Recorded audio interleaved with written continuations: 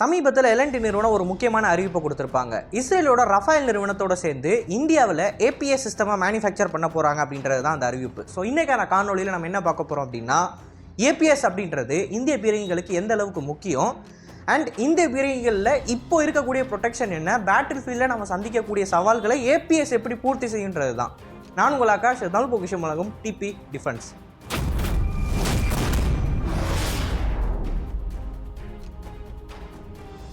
முதல் விஷயம், ஏபிஎஸ் அப்படின்றது ஆக்டிவ் ப்ரொடெக்ஷன் சிஸ்டம்.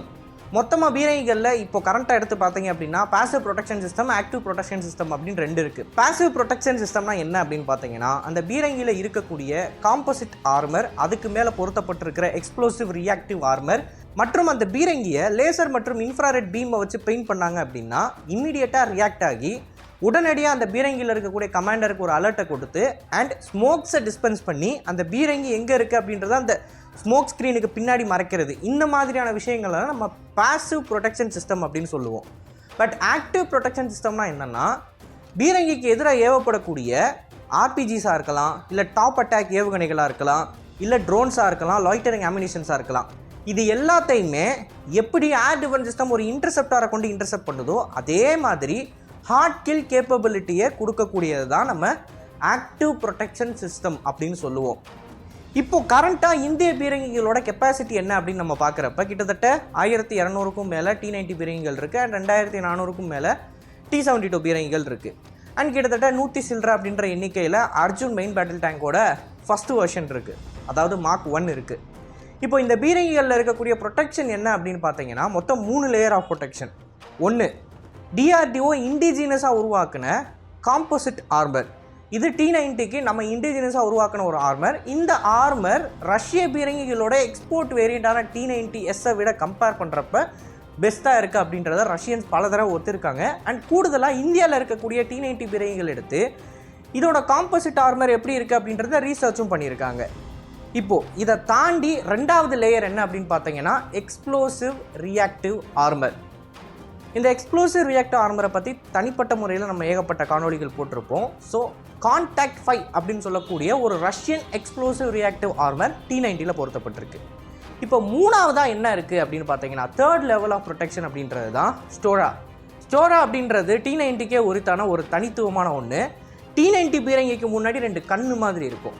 இந்த ஸ்டோராவோட வேலை என்ன அப்படின்னு பார்த்தீங்கன்னா, இந்த பீரங்கியை லேசரை கொண்டோ இல்லை இன்ஃப்ராரெட்டை கொண்டோ பெயிண்ட் பண்ணுறாங்க ஆர் லாக் பண்ணுறாங்க அப்படின்னா அதை இம்மீடியட்டாக பீரங்கியில் இருக்கிற க்ரூவுக்கு இண்டிகேட் பண்ணி பீரங்கியை ஒரு இடத்துலேருந்து இன்னொரு இடத்துக்கு நகர்த்தி கொண்டு போகிறதுக்கோ இல்லை அப்படின்னா பீரங்கியில் இருக்கக்கூடிய ஸ்மோக் டிஸ்பென்சர்ஸை பயன்படுத்துறதுக்கோ பீரங்கியில் இருக்கிற நபர்களுக்கு ஒரு நோட்டிஃபிகேஷன் கொடுக்கும் ஆர் வார்னிங் கொடுக்கும். இப்போ இந்த 3 தான் இந்தியாவில் இருக்கக்கூடிய எல்லா பீரங்கிலையும் பரவலாக இருக்கக்கூடிய ப்ரொடெக்ஷன் சிஸ்டம். இப்போ இந்த ப்ரொடெக்ஷன் சிஸ்டம்லாம் மாடர்ன் பேட்டில் ஃபீல்டுக்கு போதுமானதாக இருக்குமான்னு கேட்டிங்கன்னா கண்டிப்பாக கிடையாது. இந்த ரஷ்யா யுக்ரைன் வாரில் ஏபிஎஸ் ஆக்டிவ் ப்ரொடெக்ஷன் சிஸ்டம் இல்லை அப்படின்ற காரணத்தினால எத்தனையோ ரஷ்ய பீரங்கிகள் அண்ட் அந்த பீரங்கியோட க்ரூஸை ரஷ்யா இழக்க வேண்டியதாக இருந்துச்சு. டாப் அட்டாக்ல இருந்து வரக்கூடிய ஜாவலின் மாதிரியான ஏவுகணையை எந்த வழியிலையும் ரஷ்யன் ஆர்மரால் பாதுகாக்க முடியலை. ஏகப்பட்ட ரஷ்ய பீரங்கிகள் பலியாச்சு. ஆர் லாய்டரிங் அம்யூனிஷன் அப்படின்னு சொல்லக்கூடிய ட்ரோன்ஸுக்கு எதிராகவும் ஆக்டிவ் ப்ரொடெக்ஷன் சிஸ்டமால் மட்டும்தான் தற்காக்க முடியும். பட் பாசிவால் எதுவுமே பண்ண முடியாது. இதை உணர்ந்ததுக்கப்புறமா ரஷ்யர்கள் அவங்களோட version of active protection system உருவாக்கிக்கிட்டு இருக்காங்க. அதை அவங்களோட லேட்டஸ்ட் வேரியண்ட் ஆஃப் T90ல் இண்டக்டும் பண்ணிக்கிட்டு இருக்காங்க. பட் இந்தியாவை பொறுத்த வரைக்கும் இந்த பேட்டில் ஃபீல்டை பார்த்ததுக்கப்புறமா இதோட நீடு என்ன, இதோட தேவை என்ன அப்படின்றத நல்லா உணர்ந்துட்டாங்க. அதனால் இந்தியாவில் இருக்கக்கூடிய ஒரு ப்ரைவேட் இண்டஸ்ட்ரியான எல்என்டி கிட்ட இந்த மாதிரி ஏபிஎஸ்ஸை வேறு ஏதாவது கண்ட்ரியோட பார்ட்னர்ஷிப் வச்சு இந்தியாவில் மேனுஃபேக்சர் பண்ண முடியுமா அப்படின்னு கேட்டப்ப எல்என்டி பண்ண மொதல் விஷயம் ரஃபேல் நிறுவனத்தோட ஒரு டீலை போடுறது தான். ஏன் ரஃபேல் நிறுவனம்? ரஷ்யா கிட்டேயும் தானே ஏபிஎஸ் இருக்குது, அதையே நம்ம வாங்கக்கூடாது அப்படின்னு பார்த்தீங்கன்னா, இன்றைக்கி தேதிக்கு அர்பன் வார்ஃபேரில் பெஸ்ட் ஏபிஎஸ் வச்சுருக்கக்கூடிய நாடு இஸ்ரேல் தான். இந்த ஹமாஸுக்கும் இஸ்ரேலுக்கும் நடுவில் நடந்த போரில் ஏகப்பட்ட கிளிப்ஸ் இருக்கும். அந்த கிளிப்ஸ்லாம் நீங்கள் எடுத்து பார்த்தீங்க அப்படின்னா, ஹமாஸ் இஸ்ரேலுக்கு எதிராக ஆர்பிஜிஸை பயன்படுத்துகிறப்ப அந்த ஆர்பிஜிஸ் பல தடவை அதில் இருக்கக்கூடிய ட்ராஃபி சிஸ்டமால் தடுக்கப்பட்டிருக்கு. அதை பற்றின தெளிவான ஃபுட்டேஜஸை நீங்களே போய் பார்க்கலாம் ட்விட்டரில். இது வரைக்கும் ஏபிஎஸ்ஸை அதிகமாக பேட்டில் ஃபீல்டில் பயன்படுத்துனது அமெரிக்காவுக்கு அடுத்து இஸ்ரேல் தான் அப்படின்னு கூட நம்ம சொல்லலாம். ஈவன் அமெரிக்கா ஓவர்டேக் பண்ணியிருக்குன்னு கூட சொல்லலாம். ஏன்னா கரண்ட்டாக அர்பன் வார்ஃபேரில் இவ்வளவு தூரம் அதிகமாக சண்டை போட்டது இஸ்ரேல் மட்டும்தான்.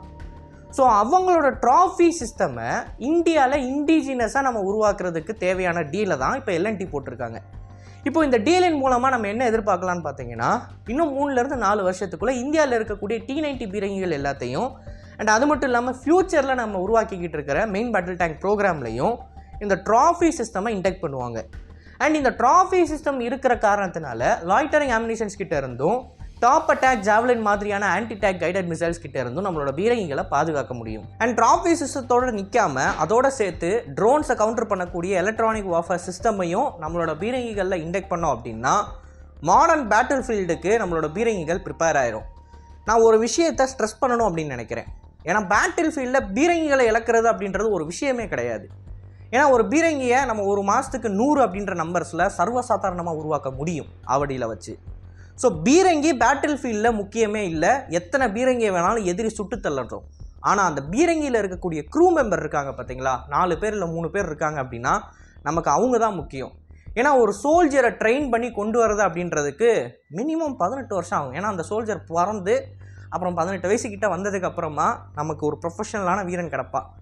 ஸோ ஒரு சோல்ஜரோட ப்ரொடக்ஷன் ரேட் அப்படின்னு பார்த்தீங்கன்னா 18 இயர்ஸ். ஆனால் ஒரு பீரங்கியை நம்மளால் ஒரு மாதத்தில் 100 பீரங்கின்னு உருவாக்க முடியும். ஸோ பேட்டில் ஃபீல்டில் பீரங்கி போயிட்டு போட்டு அதை பற்றி நம்ம கவலையே இல்லை, எத்தனை பீரங்கி வேணால் எதிரி காலி பண்ணட்டும். பட் சோல்ஜர்ஸ் அவங்கள இந்த ஏபிஎஸ்ஸால் ப்ரொடெக்ட் பண்ண முடிஞ்சிச்சு அப்படின்னா அதுதான் நமக்கு இருக்கக்கூடிய அட்வான்டேஜ். ஸோ ஏபிஎஸ் அப்படின்றது 100% பீரங்கியை பாதுகாக்கணும் அப்படின்ற அவசியமே கிடையாது. பட் பீரங்கிக்குள்ளே இருக்கிற சோல்ஜர்ஸை பாதுகாக்கணும், அந்த வேலையை அது பார்த்தாலே போதுமானது. இப்போது இந்த T90 அப்புறம் ஃப்யூச்சரில் நம்ம உருவாக்க போகிற மெயின் பேட்டில் டேங்க்ஸில் மட்டும்தான் இந்த ஏபிஎஸ் இருக்குமா அப்படின்னு கேட்டிங்கன்னா கிடையாது. ட்ராஃபீஸை நம்மளோட ஜோராவர் மாதிரியான லைட் பேட்டில் டேங்க்கில் இன்டெக்ட் பண்ணுறதுக்கான முயற்சியில் எல்என்டி ஈடுபட்டுக்கிட்டு இருக்காங்க. இன்றைக்கி தேதிக்கு 2021 வெளியிட்ட அந்த எக்ஸ்பிரஸ் ஃபார் இன்ட்ரெஸ்ட் என்ன சொல்லுது அப்படின்னா, மெயின் பேட்டில் டேங்க்ஸுக்கு ஒரு ஏபிஎஸ் சிஸ்டம் வேணும் அப்படின்னு தான் சொல்லுது. பட் எல்என்டியோட பிச் என்னவாக இருக்கும் அப்படின்னா, மெயின் பேட்டில் டேங்க் மட்டும் கிடையாது, ஜோராவர் மாதிரியான லைட் பேட்டில் டேங்க்லேயே நீங்கள் இந்த ஏபிஎஸ்ஸை இன்டெக்ட் பண்ண முடியும் அப்படின்றத ஃப்யூச்சரில் அவங்க பண்ணுவாங்க.